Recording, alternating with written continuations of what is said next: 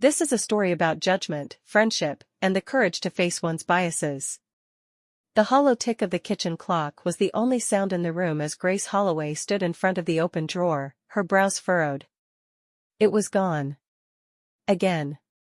She pulled the drawer out further, running her fingers under the tray, checking behind the loose packets of receipts and paper clips. Nothing. The emergency money she kept, 3 crisp 20s, was missing. She'd been sure she had counted them just 2 days ago. Now, one was gone. Her chest tightened. Could Jacob have taken it? She immediately shook the thought away. Her son wasn't perfect, what 16-year-old was, but stealing from his own mother wasn't something she could imagine him doing. Then her thoughts turned to him. Marcus Reed. The quiet boy Jacob had befriended a few months ago. Grace didn't know much about him, only that he lived across town in a tougher neighborhood and had started coming around more often lately. He was polite, sure, but something about him made her uneasy. Too quiet. Too guarded. He rarely smiled, and when he did, it never quite reached his eyes. And last week, hadn't her bracelet gone missing too? She had chalked it up to misplacing it. But now? Too many coincidences. The next afternoon, Grace stood at the kitchen counter stirring a pot of pasta sauce. The smell of garlic filled the air, but she was only half paying attention. Laughter drifted in from the living room. Jacob and Marcus were sprawled on the carpet, working on a science project. "Bro, you're putting way too much vinegar in that volcano mix," Jacob said, nudging Marcus.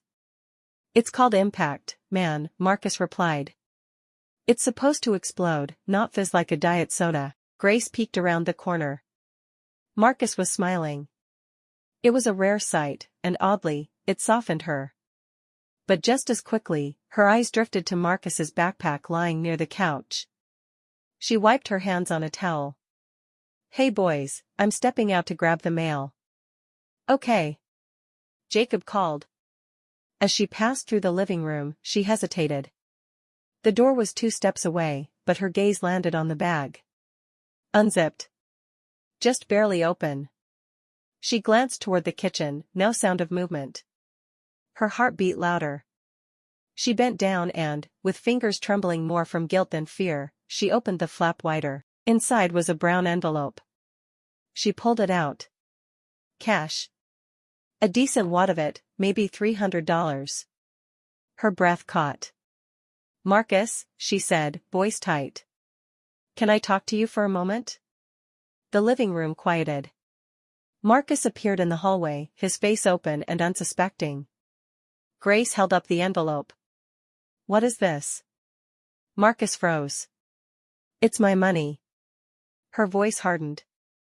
"I know what I keep in my house, Marcus. I've had things go missing. Money. A bracelet. And now this?" Marcus looked between her and Jacob, who had entered the hallway behind him, eyes wide. "I didn't take anything," Marcus said, quieter now. "I earned that." Jacob's voice cracked. "Mom, seriously?" "I'm just asking questions, Jacob." "No," Marcus said. His expression had gone cold, his body stiff. "You're not asking. You're accusing." Jacob stepped forward. "Mom, this is messed up. You don't even know him." "I know what's been happening lately," she snapped. An awkward, stifling silence fell between them. Then Marcus picked up his bag, gently took the envelope from her hand, and walked toward the door. "Marcus, wait," Jacob began. But Marcus didn't stop. He opened the door, looked back once, not in anger, but in disappointment, and left. That night, the house was tense. Grace cleaned the kitchen in silence. Jacob hadn't come down for dinner. Around 9 p.m., she found herself standing outside his room, hesitant. She knocked. "Go away," came his muffled voice. She waited, then gently opened the door. Jacob was sitting on his bed, hoodie up, eyes red. "I just wanted to talk," she said. He didn't look at her. Grace stepped in. "I know you're upset." "You humiliated him," Jacob muttered. "And me." I thought I was protecting you. From what, Mom? A kid who's been helping me study? Who gave me lunch when I forgot mine? Who paid for my chemistry lab materials because you couldn't that week? Grace stared at him. What are you talking about? Jacob pulled something from his desk drawer. A letter. He wrote this to me after I failed my midterm. I didn't want to tell you because I knew how you looked at him. Grace took the letter, her fingers trembling as she read. Jacob. I know it's been hard since your dad left. I see it, even when you pretend it's not. You're smart, you just need someone to say it sometimes. I got a part-time job at the store to help out my aunt, but I can cover you for lunch now and then, no big deal. I know what it's like to feel like you're doing everything alone. You're not. Marcus. She finished reading and sat down slowly. I was wrong, she said softly. Jacob didn't reply. After a moment, she stood up and left the room, leaving the letter on her nightstand. Grace couldn't sleep that night. She lay in bed staring at the ceiling, Marcus's letter open beside her, the words circling her mind like echoes in a cave. You're smart, you just need someone to say it. She thought of how many times she'd snapped at Jacob for slipping grades, how rarely she'd said anything encouraging. What stung more was the quiet grace in Marcus's words. Not bitter. Not dramatic. Just kindness. The next morning, Grace moved on autopilot.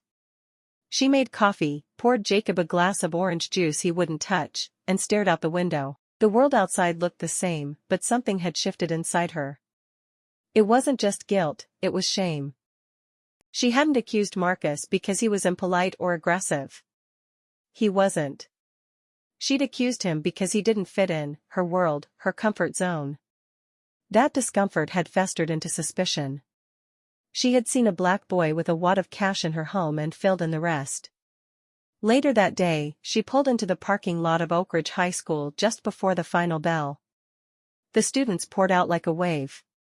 Grace stood outside her car, waiting. Then she saw him. Marcus, headphones in, head down, walking alone. Marcus, she called. He stopped. Slowly pulled off one earbud. His eyes narrowed slightly. Mrs. Holloway. Do you have a minute? She asked. He looked like he might walk away. But after a moment, he shrugged. I guess. Grace swallowed. I wanted to say I'm sorry. I was wrong, completely wrong. I made assumptions that weren't just unfair. They were wrong. I let fear speak louder than facts. Marcus didn't reply right away. You looked in my bag, he said, voice flat. You assumed I stole from you. I know. And I'm not asking for you to forgive that. I just needed to own up to it. You've been a good friend to Jacob. Better than I knew. A silence stretched between them. I wasn't mad, Marcus said at last. Just tired. Tired? Marcus finally looked her in the eye. Tired of people expecting me to be the problem before they know me. I try hard. I work hard. And sometimes I still walk into a room and people already have their answer. Grace felt the words like a cold slap. I'm sorry, she repeated. That's not the world I want to be part of. But clearly, I have been. He looked at her a moment longer, then nodded once. Thanks for saying that. He turned to go. Marcus, she added quickly, can I take you both out for dinner this weekend? My treat. Anywhere you want. I want to make it right. Marcus paused. I'll ask Jacob, he said. Then he walked off. Grace didn't expect more. She didn't deserve it yet. Saturday night. 7 p.m. Grace pulled into the parking lot of the local diner, an old-school place with red leather booths and checkered floors. Jacob sat next to her in the passenger seat, tense. Thanks for coming, she said, unsure if she was speaking to her son or herself. He didn't answer. Inside, Marcus was already seated. Grace noticed that he had dressed up, a collared shirt and jeans. Polite, as always. They exchanged hellos, ordered food, and sat in awkward silence until the waiter left. "So, how's school?" Grace asked. Jacob rolled his eyes. "Wow, Mom. Smooth." Marcus smiled faintly. "It's all right. Chemistry's rough, but we're getting through it." Grace smiled back, nervously. "Jacob told me you've been helping a lot." "He helps me, too," Marcus replied. "Your son's good at English Lit. Wrote a killer essay on To Kill a Mockingbird." The irony didn't escape her. The conversation gradually loosened. They talked about movies, about Jacob's new interest in photography, about Marcus's part-time job. Grace learned he worked 20 hours a week, often until 11 p.m. and still maintained AB average. "How do you manage all that?" she asked. Marcus shrugged. "You do what you have to. My aunt's doing everything she can for us. I try to help." Grace's throat tightened. "You've been through a lot." "Most people have," he replied. "You just don't always see it." She nodded slowly. After dinner, she paid the bill. On the way out, Marcus turned to her. "Thanks. For the food. And for saying what you said the other day." "I meant every word," she replied. "You're welcome at our house anytime." The months that followed brought quiet change. Marcus became a fixture in their home again.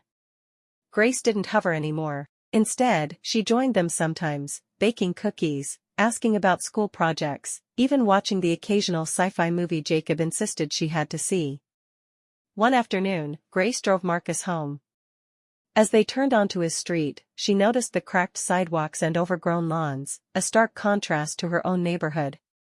"You live here?" she asked, instantly regretting how it sounded. "Yeah," Marcus replied. "That's our place, yellow one with the porch." A small girl waved from the porch. Marcus smiled and waved back. "My cousin," he said. "I babysit her when my aunt works the night shift." Grace looked at the modest house. It wasn't much, but it was filled with love. She could see it. "I never asked about your mom," Grace said softly. Marcus's smile faded. "She passed 3 years ago. Cancer." "I'm so sorry." He nodded, eyes forward. "Thanks." Grace hesitated. "You know, if you ever need anything." "I mean it." He looked at her, and this time, his smile returned, genuine. "Thanks, Mrs. Holloway." It was the last day of school. Grace stood on the bleachers at Jacob's high school graduation ceremony, clapping as his name was called. He crossed the stage with a grin, locking eyes with her. Next came Marcus, she clapped louder. Later, at the small party they held at home, Marcus arrived in a neatly pressed shirt and tie. Grace handed him a wrapped box. "I hope this doesn't embarrass you," she said. "It's just a little something." He opened it to reveal a used but well-kept laptop. "You'll need it for college," she said quickly. "I checked, you're going to state, right?" Marcus stared down at it, speechless. Jacob clapped him on the back. "She's trying to buy your forgiveness," bro. Grace stepped closer. "You don't have to accept it. I just wanted to say thank you. For being my son's friend when he needed one. And for teaching me more than I ever expected." Then pulled her into a hug. "Thank you, too," he said. "For listening."